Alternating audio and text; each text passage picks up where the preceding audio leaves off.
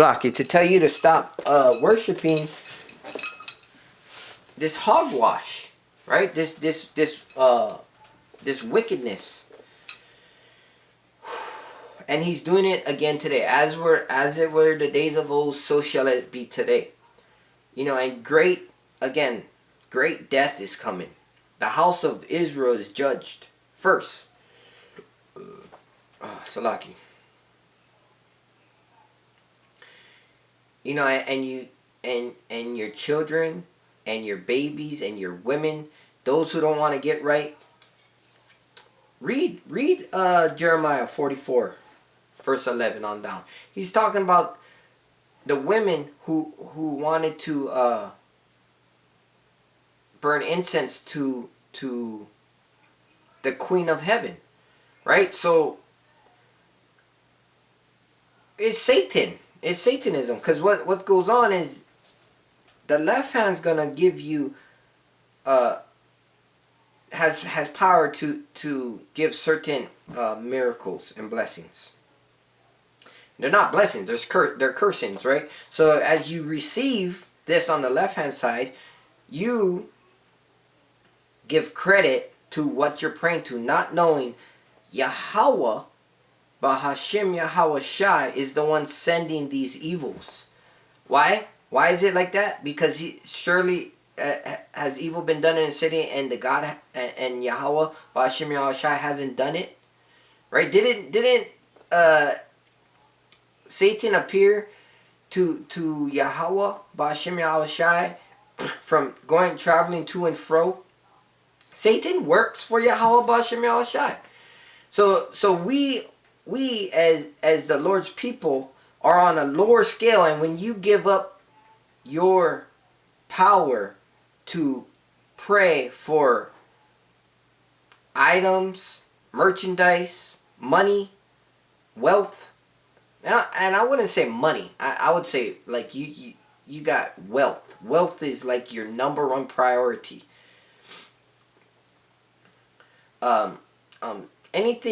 Anything that is just not good. The Lord gonna use the evils to grant it, and you think that you're praying to God. It's just like the Muslims bowing down to a rock. Right? Ma'ak said, them bowing down to wood and stone, a cross. You bowing down to Caesar Borgia, the base man of beast. The base beast of so-called mankind.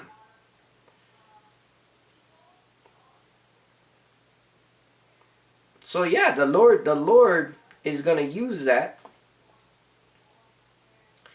And that's why in Joshua it says, choose ye this day who you gonna serve. It's for us to know and figure out. It says it's Yahweh's, Bahashim Yahweh Shai's glory to conceal a matter.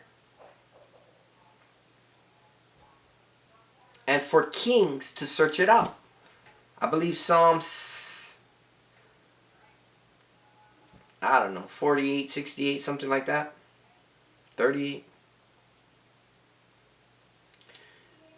So we got to search these things out. The Lord wants to see who's going to serve him, who loves him. You know, because it's simple and it's easy to be simple-minded, get something, be happy and joyous, and think there's no consequences and stuff, you know. It's kind of like the never-ending story. The guy kept asking for wishes. Every time he got a wish, thought from his memory was being taken by the witch. You know, it's just like bodies. Like if you got bodies on your body count, you lose integrity. You lose a little bit of you because you don't hold no respect to who you are as a person. That's why I have great admiration to those who last long in a relationship. That's a beautiful thing, you know, when they're high school sweethearts or whatever, and they, you know, grandma and grandpa's still going, they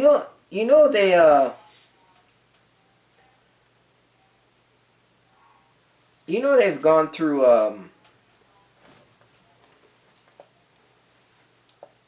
hell. They've gone through their trials, but guess what? They stuck it out, and that's integrity. That's perseverance. That's endurance. And that's a purity, because they're in 2 Corinthians, I believe, chapter 7, Paul says they're gonna have troubles in the flesh in marriage. It happens. So I'm gonna break this down. Let's see.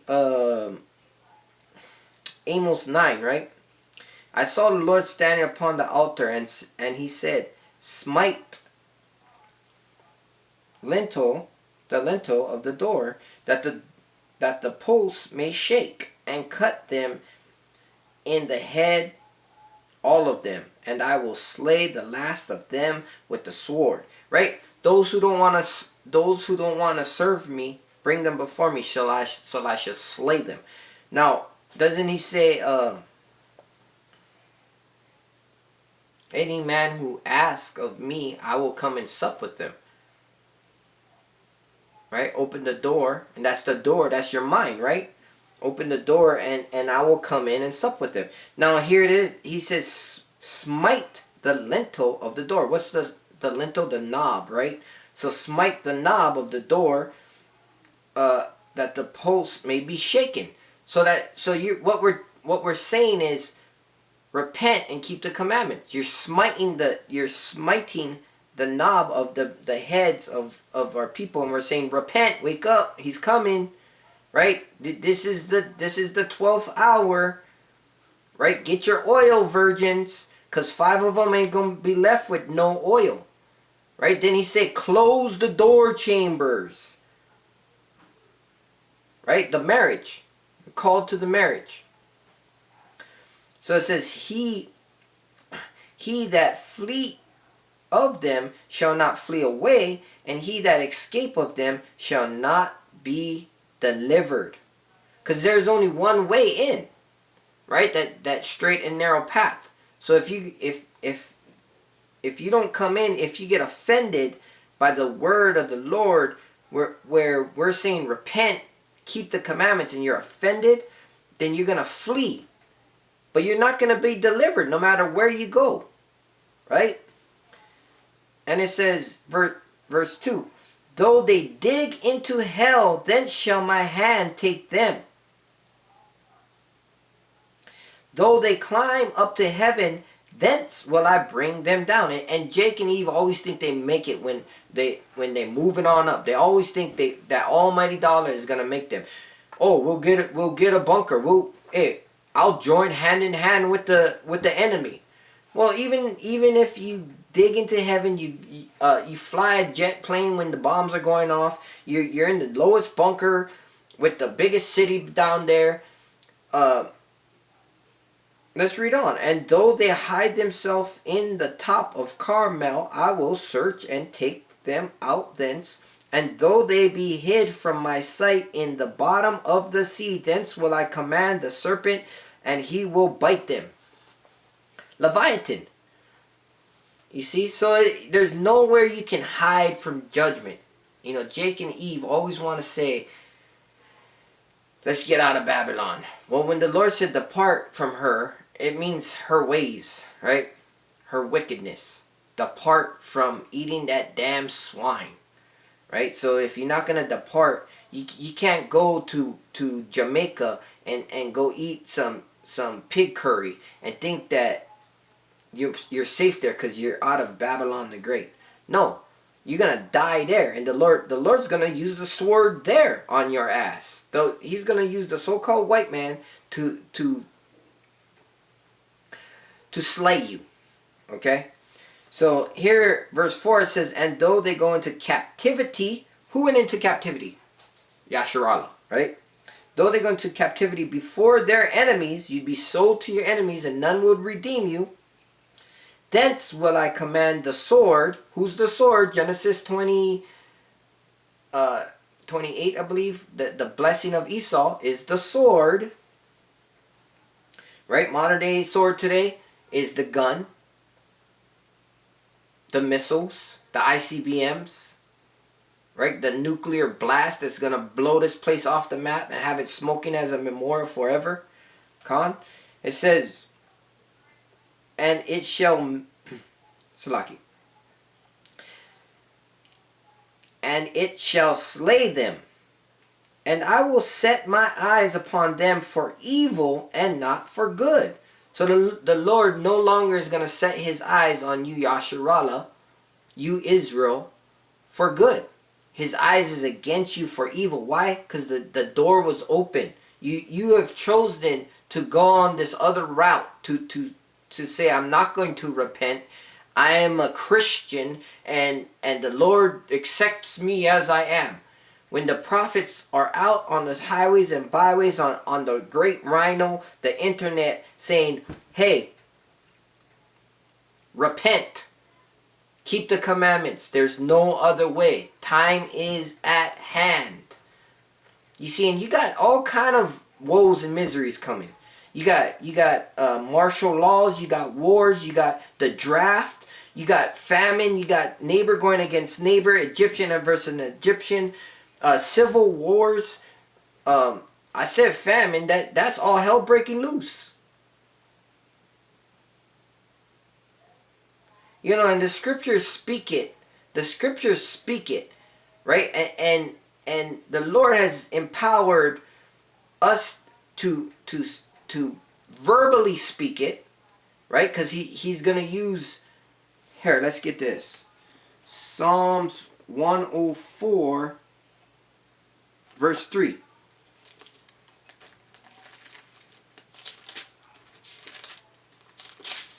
This is the book of Psalms, chapter 104, verse 3. It says, who layeth the beams of his chambers in the waters? Who maketh the clouds his chariot?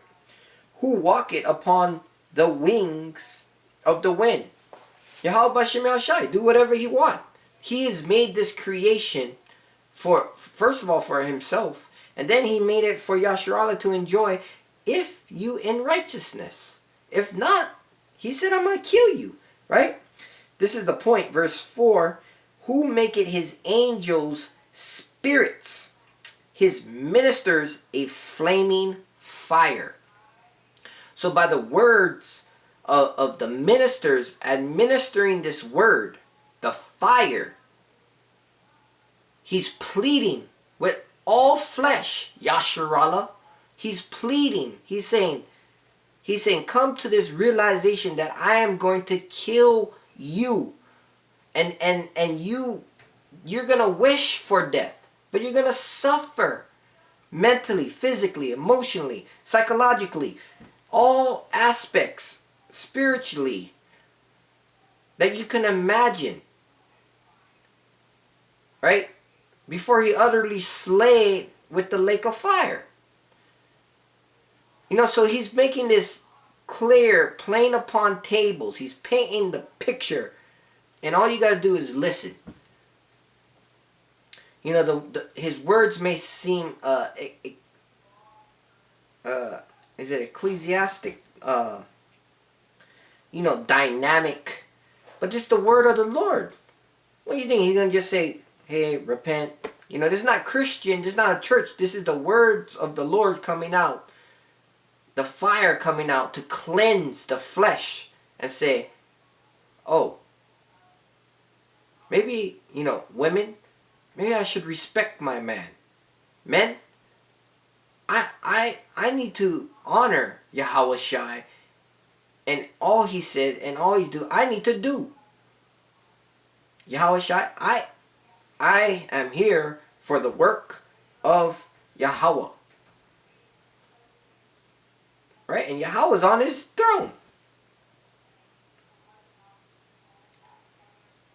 You know, children is listening to the parents. Right? Because the woman is supposed to teach and guide and be a reflection of the man in a lesser poignant way. right? Because the man sets the scene. The woman understands, and she's kind of a little bit more introductive to the children. So as the children grow up, they know how to act and be in this society, how to raise their family. That's how you got good family lines, good bloodlines, right? That's why the wicked stay in power, because they teach their children how to be wicked, how to be sneaky, kill, how to be conniving, deceiving, right? The righteous keep the laws. That's how they remain righteous. And the Lord making it plain upon tables, right? It says, and it shall melt. Oh, Salaki. And the Lord Yahweh, Bahashem Yahweh Shai of host, is he that toucheth the land, and it shall melt, and all that dwelleth therein shall mourn, and it shall rise up wholly like a flood, and shall be drowned as by the flood of Egypt. So you got fires and floods, right?